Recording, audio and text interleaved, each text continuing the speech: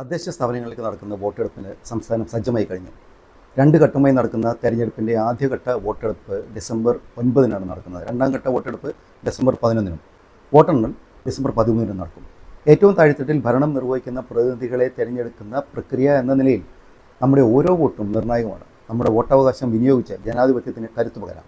കഴിഞ്ഞ തദ്ദേശ തെരഞ്ഞെടുപ്പിൽ സംസ്ഥാനത്ത് ഒരു വോട്ടിന് തോറ്റവരുണ്ടായിരുന്നു എന്ന കാര്യം മറന്നുപോകരുത്. ഒരുപക്ഷെ നിങ്ങൾ ചെയ്യാതെ പോകുന്ന ഒരു വോട്ട് അർഹനായ ഒരു സ്ഥാനാർത്ഥിയുടെ തോൽവിക്ക് കാരണമായേക്കുമെന്ന കാര്യം മറന്നുപോവുകയും വരുത്. ഓരോ വാർഡിലും ഒന്നോ അതിലധികമോ പോളിംഗ് ബൂത്തുകൾ ഉണ്ടാകും. ഗ്രാമപഞ്ചായത്തിൽ 1200 വരെയും നഗരങ്ങളിൽ 1500 വരെയും സമ്മതിദായകർ ഓരോ പോളിംഗ് ബൂത്തിലും വോട്ടർമാരായി ഉണ്ടാകും. ബ്ലോക്ക് ജില്ലാ പഞ്ചായത്തുകൾക്ക് പ്രത്യേക പോളിംഗ് സ്റ്റേഷൻ ഉണ്ടാവില്ല. നഗരമേഖലയിൽ 5620ഉം ഗ്രാമീണ മേഖലയിൽ 28137 പോളിംഗ് സ്റ്റേഷനുകളുമാണ്. മത്സരിക്കാനെന്നതുപോലെ വോട്ട് ചെയ്യാനും വോട്ടർ പട്ടികയിൽ നിങ്ങളുടെ പേരുണ്ടായിരിക്കണം. തെരഞ്ഞെടുപ്പ് കമ്മീഷൻ്റെ സൈറ്റിൽ വോട്ടർ സെർച്ച് ഓപ്ഷനിൽ ക്ലിക്ക് ചെയ്താൽ പട്ടികയിൽ പേരുണ്ടോ എന്ന് പരിശോധിക്കാം. സംസ്ഥാനം, തദ്ദേശ സ്ഥാപനം, വാർഡ് എന്നിങ്ങനെ 3 തലങ്ങളിൽ പട്ടികയിൽ പേര് തിരയാം. പേര്, കേന്ദ്ര തെരഞ്ഞെടുപ്പ് കമ്മീഷൻ്റെ എപ്പിക് നമ്പർ, സംസ്ഥാന കമ്മീഷൻ നൽകിയ വോട്ടർ സവിശേഷ തിരിച്ചറിയൽ കാർഡ് എന്നിവ ഉപയോഗിച്ചും പട്ടികയിൽ പേരുണ്ടോ എന്ന് പരിശോധിക്കാം. SC എന്നീ ഇംഗ്ലീഷ് അക്ഷരങ്ങൾ 9 അക്കങ്ങളും ചേർന്നതാണ് സവിശേഷ തിരിച്ചറിയൽ നമ്പർ. രാഷ്ട്രീയ പാർട്ടികളുടെയോ സ്ഥാനാർത്ഥികളുടെയോ വിയോജിപ്പ് പ്രകടിപ്പിച്ച് നോട്ടയ്ക്ക് വോട്ട് ചെയ്തേക്കാമെന്ന് കരുതി പോകണ്ട കേട്ടോ.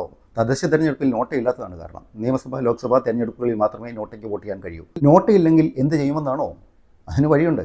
ഗ്രാമ, ബ്ലോക്ക്, ജില്ലാ പഞ്ചായത്ത് സ്ഥാനാർത്ഥികളിൽ ആർക്കും വോട്ട് ചെയ്യാൻ താല്പര്യമില്ലെങ്കിൽ എൻഡ് ബട്ടൺ അമർത്തി മടങ്ങുകയെ നിവൃത്തിയുള്ളൂ. ജില്ലാ പഞ്ചായത്തിലേക്കുള്ള ബാലറ്റിൻ്റെ അവസാനമാണ് എൻഡ് ബട്ടൺ എന്നത് പ്രത്യേകം ശ്രദ്ധിക്കണം. ഇഷ്ടമുള്ള ഒരു സ്ഥാനാർത്ഥിക്ക് മാത്രം വോട്ട് ചെയ്ത ശേഷം എൻഡ് ബട്ടൺ അമർത്താനും അവസരമുണ്ട്. വോട്ടർ എൻഡ് ബട്ടൺ അമർത്തിയില്ലെങ്കിൽ പോളിംഗ് ഉദ്യോഗസ്ഥൻ ബട്ടൺ അമർത്തിയ യന്ത്രം അടുത്ത വോട്ടർക്കായി സജ്ജീകരിക്കും. ഒന്ന് ഓർക്കേണ്ടത്, മുനിസിപ്പാലിറ്റിയിലും കോർപ്പറേഷനിലും ബാലറ്റിൽ എൻഡ് ബട്ടൺ ഇല്ല എന്നതാണ്. തദ്ദേശ തെരഞ്ഞെടുപ്പിൽ വോട്ട് യന്ത്രത്തിൽ voter verifiable audit paper trial എന്ന VVPAT സംവിധാനവുമില്ല. 3 തലത്തിൽ നടക്കുന്ന തെരഞ്ഞെടുപ്പ് ആയതിനാലാണിത്. കോർപ്പറേഷൻ, മുനിസിപ്പാലിറ്റി തലങ്ങളിൽ വോട്ടർക്ക് ഒരു വോട്ട് ചെയ്താൽ മതി എന്ന പ്രത്യേകതയുമുണ്ട്. പഞ്ചായത്ത് തലത്തിൽ ഓരോ വോട്ടറും 3 വോട്ടുകൾ വീതം ചെയ്യണം. അപ്പോൾ VVPAT പ്രായോഗികമല്ലാത്തതാണ് അത് ഒഴിവാക്കാൻ കാരണം. വോട്ട് രേഖപ്പെടുത്തിയാൽ ഉടൻ ബീപ്പ് ശബ്ദത്തോടൊപ്പം ക്രമനമ്പർ, പേര്, ചിഹ്നം എന്നിവ 7 സെക്കൻഡ് തെളിയുന്നതാണ് VVPAT മെഷീനിലെ സംവിധാനം. VVPATൽ പ്രിൻ്റ് ചെയ്യുന്ന സ്ക്രിപ്റ്റ് മെഷീനുള്ളിൽ തന്നെ ശേഖരിക്കാനും സംവിധാനമുണ്ടായിരുന്നു. വോട്ടിംഗ് യന്ത്രം അഥവാ EVM ഉപയോഗിച്ചാണ് വോട്ടെടുപ്പ് നടക്കുന്നത്. പേപ്പർ ബാലറ്റ് ഇല്ല. ഓരോ ബൂത്തിലും ഒരു പ്രിസൈഡിംഗ് ഓഫീസറും 3 പോളിംഗ് ഓഫീസർമാരും ഉണ്ടാവും. ഒരു കൺട്രോൾ യൂണിറ്റും ഒരു ബാലറ്റ് യൂണിറ്റും ചേർന്ന സിംഗിൾ പോസ്റ്റ് EVMകളാവും കോർപ്പറേഷനുകളിലും മുനിസിപ്പാലിറ്റികളിലും ഉപയോഗിക്കുക. ത്രിതല പഞ്ചായത്തുകളിൽ മൾട്ടി പോസ്റ്റ് EVMകളാണ് ഉണ്ടാവുക. ഒരു കൺട്രോൾ യൂണിറ്റും 3 ബാലറ്റ് യൂണിറ്റുകളും ഇതിലുണ്ടാവും. വോട്ടർ വോട്ടിംഗ് കമ്പാർട്ട്മെൻറ്റിൽ കടക്കുമ്പോൾ 3 ബാലറ്റ് യൂണിറ്റുകളാണ് അവിടെ ഉണ്ടാവുക. അതിൽ ആദ്യത്തെ ബാലറ്റ് യൂണിറ്റ് ഗ്രാമപഞ്ചായത്തിലേക്ക് വോട്ട് ചെയ്യാനുള്ളതായിരിക്കും. രണ്ടാമത്തെ ബാലറ്റ് യൂണിറ്റ് ബ്ലോക്ക് പഞ്ചായത്തിലേക്ക് വോട്ട് രേഖപ്പെടുത്താനുള്ളതും 3ാമത്തെ ബാലറ്റ് യൂണിറ്റ് ജില്ലാ പഞ്ചായത്തിലേക്ക് വോട്ട് രേഖപ്പെടുത്താനുള്ളതും ആയിരിക്കും. ഈ ക്രമത്തിലാണ് സജ്ജീകരിച്ചിട്ടുണ്ടാവുക. 16-ൽ കൂടുതൽ സ്ഥാനാർത്ഥികൾ വാർഡിലോ ഡിവിഷനിലോ ഉണ്ടെങ്കിൽ അതിലേക്ക് വോട്ടെടുപ്പിന് മറ്റൊരു ബാലറ്റ് യൂണിറ്റ് കൂടി ക്രമീകരിച്ചിട്ടുണ്ടാവും. ഇക്കുറി 15-ൽ കൂടുതൽ സ്ഥാനാർത്ഥികൾ ഒരു വാർഡിലും ഇല്ല എന്ന പ്രത്യേകതയുണ്ട്. EVMകളിലെ മൈക്രോ കൺട്രോളർ ചിപ്പിൽ ഒരു പ്രാവശ്യം മാത്രമേ പ്രോഗ്രാം ചെയ്യാൻ കഴിയൂ. ചിപ്പിലെ സോഫ്റ്റ്വെയർ കോഡ് വായിക്കാനോ തിരുത്താനോ സാധ്യമല്ല. EVMകളിൽ നെറ്റ് കണക്ടിവിറ്റി ഇല്ലാത്തതിനാലും നെറ്റ്വർക്ക് മുഖേന കടന്നു കയറാൻ സാധ്യമല്ലാത്തതിനാലും അവ സ്വതന്ത്രമായിരിക്കും. കൃത്രിമത്വം തടയാൻ ടാമ്പർ ഡിറ്റക്ട് മെക്കാനിസം ഉൾപ്പെടുത്തിയിട്ടുള്ളതിനാൽ ഇവ സുരക്ഷിതവുമാണ്. സമ്മതിദായകർ ഒഴികെ തെരഞ്ഞെടുപ്പ് കമ്മീഷൻ്റെ നിയമാനുസൃത പാസ്സില്ലാത്തവർക്ക് ബൂത്തിൽ പ്രവേശിക്കാൻ അനുവാദമില്ലെന്ന് ഓർമ്മ വേണം.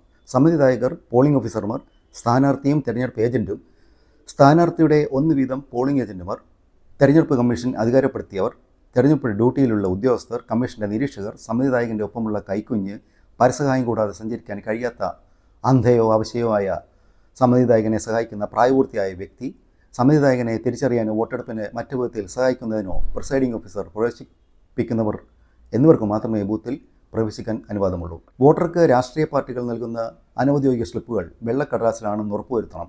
അവയിൽ സ്ഥാനാർത്ഥിയുടെയോ കക്ഷിയുടെയോ പേരോ ചിഹ്നമോ ഉണ്ടായിരിക്കരുത്. വോട്ടെടുപ്പ് രാവിലെ 7 മണി മുതൽ വൈകുന്നേരം 6 മണി വരെയാണ്. വൈകുന്നേരം 6-ന് ബൂത്തിൽ ക്യൂ നിന്നാൽ മാത്രമേ വോട്ട് ചെയ്യാനാവൂ. ഇവർക്ക് പ്രിസൈഡിംഗ് ഓഫീസർമാർ സ്ലിപ്പ് നൽകും. ഏറ്റവും അവസാനത്തെ ആൾക്ക് 1 നമ്പർ എന്ന ക്രമത്തിലായിരിക്കും ഇത് നൽകുന്നത്. അതുകൊണ്ട് തന്നെ അവസാനം നിൽക്കുന്ന ആളുടെ പിന്നിൽ വീണ്ടും ഒരാൾ എത്തിയാലും വോട്ട് ചെയ്യാൻ അനുവദിക്കില്ല. അതേസമയം വോട്ടെടുപ്പ് അവസാനിക്കുന്ന സമയത്തിന് മുമ്പ് നിങ്ങൾ ക്യൂവിൽ ഉണ്ടായിരുന്നുവെങ്കിൽ വോട്ടെടുപ്പ് സമയം കഴിഞ്ഞാലും വോട്ട് ചെയ്യാനാവും. അതുവരെ വോട്ടെടുപ്പ് തുടരും. ത്രിതല വോട്ടെടുപ്പിൽ വോട്ട് എങ്ങനെ ചെയ്യണമെന്ന് പരിശോധിക്കാം. നിങ്ങൾ പോളിംഗ് ബൂത്തിലേക്ക് പ്രവേശിച്ചു കഴിഞ്ഞാൽ പോളിംഗ് ഉദ്യോഗസ്ഥൻ തിരിച്ചറിയൽ രേഖയും വോട്ടർ പട്ടികയിലെ പേരും മറ്റു വിവരങ്ങളും പരിശോധിച്ച് ബോധ്യപ്പെടും. തുടർന്ന് രണ്ടാമത്തെ പോളിംഗ് ഓഫീസറുടെ അടുത്ത് ചെന്ന് കൈവിരലിൽ മഷി അടയാളം പതിപ്പിക്കാൻ നിർദ്ദേശിക്കും. അവിടെ സൂക്ഷിച്ചിരിക്കുന്ന രജിസ്റ്ററിൽ നിങ്ങളുടെ ഒപ്പോ വിരലടയാളമോ രേഖപ്പെടുത്തണം. അവിടെ നിന്നാണ് നിങ്ങൾക്ക് വോട്ട് ചെയ്യുന്നതിനുള്ള സ്ലിപ്പ് ലഭിക്കുക. ഈ സ്ലിപ്പുമായി വോട്ട് യന്ത്രത്തിൻ്റെ കൺട്രോൾ യൂണിറ്റിന് ചുമതലയുള്ള പോളിംഗ് ഓഫീസറുടെ മുന്നിൽ എത്തിയ ശേഷം സ്ലിപ്പ് അവിടെ ഏൽപ്പിക്കുക. ഈ ഉദ്യോഗസ്ഥൻ വോട്ട് ചെയ്യുന്നതിനായി കൺട്രോൾ യൂണിറ്റിലെ ബട്ടൺ അമർത്തി ബാലറ്റ് യൂണിറ്റുകൾ വോട്ടിങ്ങിന് സജ്ജമാക്കും. സമ്മതിദായകൻ അപ്പോൾ തന്നെ വോട്ടിംഗ് കമ്പാർട്ട്മെൻറ്റിൻ്റെ ഉള്ളിലെത്തണം. അതിനുള്ളിൽ 3 ബാലറ്റ് യൂണിറ്റുകൾ കാണാം. ഇത് വോട്ട് രേഖപ്പെടുത്താൻ പാകത്തിൽ സജ്ജീകരിച്ചിട്ടുള്ളവയായും ഓരോ ബാലറ്റ് യൂണിറ്റിൻ്റെയും ഏറ്റവും മുകളിൽ ഇടതുഭാഗത്തായി പച്ച നിറത്തിലുള്ള ഓരോ ചെറിയ ലൈറ്റ് തെളിഞ്ഞു നിൽക്കുന്നത് കാണാം. ഇതിനർത്ഥം ബാലറ്റ് യൂണിറ്റുകൾ വോട്ട് രേഖപ്പെടുത്താൻ തയ്യാറാണ് എന്നാണ്.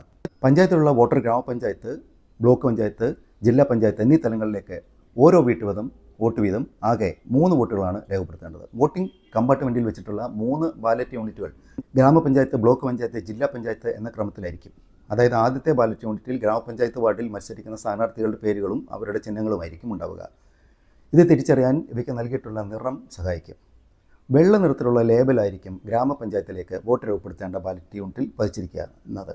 വോട്ട് ചെയ്യാൻ ആഗ്രഹിക്കുന്നത് ഏത് സ്ഥാനാർത്ഥിക്കാണോ ആ സ്ഥാനാർത്ഥിയുടെ ചിഹ്നത്തിന് നേരെയുള്ള ബട്ടണിൽ വിരലമർത്തിയാൽ മാത്രം മതി. അപ്പോൾ തന്നെ ചെറിയ ഒരു ബീപ്പ് ശബ്ദം കേൾക്കാം. അതോടൊപ്പം സ്ഥാനാർത്ഥിയുടെ ചിഹ്നത്തിന് നേരെ ചെറിയ ചുവന്ന ലൈറ്റ് തെളിയുകയും ചെയ്യും. ശബ്ദം കേൾക്കുകയും ലൈറ്റ് പ്രകാശിക്കുകയും ചെയ്താൽ ഒന്നാമത്തെ വോട്ട് ശരിയായി രേഖപ്പെടുത്തി കഴിഞ്ഞു എന്ന് മനസ്സിലാക്കാം. ആദ്യത്തെ ബാലറ്റ് യൂണിറ്റിൽ രേഖപ്പെടുത്തിയ അതേ രീതിയിൽ തന്നെ മറ്റ് 2 തലത്തിലേക്കുമുള്ള ബാലറ്റ് യൂണിറ്റുകളിലും വോട്ട് രേഖപ്പെടുത്തണം. ബ്ലോക്ക് പഞ്ചായത്ത് ബാലറ്റ് യൂണിറ്റിൽ പിങ്ക് നിറത്തിലെ ലേബലും ജില്ലാ തലത്തിലേക്കുള്ള ബാലറ്റ് യൂണിറ്റിൽ ഇളം നീല നിറത്തിലുള്ള ലേബലും ആയിരിക്കും പതിച്ചിട്ടിരിക്കുന്നത്. ആദ്യം രേഖപ്പെടുത്തിയതുപോലെ സ്ഥാനാർത്ഥിയുടെയും ചിഹ്നത്തിൻ്റെയും നേരെ വോട്ട് രേഖപ്പെടുത്തി കഴിയുമ്പോൾ ഒരു നീണ്ട ബീപ്പ് ശബ്ദം കേൾക്കാം. ഇതോടെ വോട്ടിംഗ് പൂർത്തിയായി എന്ന് മനസ്സിലാക്കാം. എന്നാൽ ഒന്നോ അതിലധികമോ തലത്തിൽ വോട്ട് രേഖപ്പെടുത്താൻ താല്പര്യമില്ലാത്തവർ താല്പര്യമുള്ള തലത്തിൽ മാത്രം വോട്ട് രേഖപ്പെടുത്തിയ ശേഷം അവസാനത്തെ ബാലറ്റ് യൂണിറ്റിലെ ചുവപ്പ് നിറമുള്ള അവസാന ബട്ടണായ എൻഡ് ബട്ടൺ അമർത്തി വോട്ടിംഗ് പൂർത്തിയാക്കുകയാണ് വേണ്ടത്. ഈ ബട്ടൺ അമർത്തുമ്പോൾ വോട്ടിംഗ് പൂർത്തിയായി എന്ന് വ്യക്തമാക്കുന്ന നീണ്ട ബീപ്പ് ശബ്ദം കേൾക്കാം. 1ഓ 2ഓ തലത്തിലേക്ക് മാത്രം വോട്ടുകൾ രേഖപ്പെടുത്താനാണ് നിങ്ങളുടെ തീരുമാനമെങ്കിൽ യന്ത്രത്തിലെ വോട്ടിംഗ് പ്രക്രിയ പൂർത്തിയാക്കുന്നതിന് വേണ്ടി മാത്രമേ എൻഡ് ബട്ടൺ ഉപയോഗിക്കാവൂ എന്ന് ശ്രദ്ധിക്കണം. 3 തലത്തിലെയും വോട്ട് രേഖപ്പെടുത്തുന്നവർ എൻഡ് ബട്ടണിൽ അമർത്തേണ്ടതേയില്ല. അബദ്ധത്തിൽ എൻഡ് ബട്ടൺ അമർത്തിപ്പോയാൽ പിന്നെ നിങ്ങൾക്ക് മറ്റാർക്കും വോട്ട് ചെയ്യാൻ സാധിക്കില്ലെന്ന് ഓർമ്മ വേണം. ഒരേ സമയം ഒന്നിൽ കൂടുതൽ ബട്ടൺ അമർത്തിയാലും 1 വോട്ട് മാത്രമേ രേഖപ്പെടുത്തൂ. ഒന്നിൽ കൂടുതൽ തവണ ഒരേ ബട്ടണിൽ അമർത്തിയാലും 1 വോട്ട് മാത്രമേ രേഖപ്പെടുത്തൂ. വോട്ടർമാർക്ക് എന്തെങ്കിലും സംശയമോ പ്രയാസമോ അനുഭവപ്പെടുന്നെങ്കിൽ പ്രിസൈഡിംഗ് ഓഫീസറോട് അക്കാര്യം ചോദിക്കാനും പറയാനും മടിക്കേണ്ടതില്ല.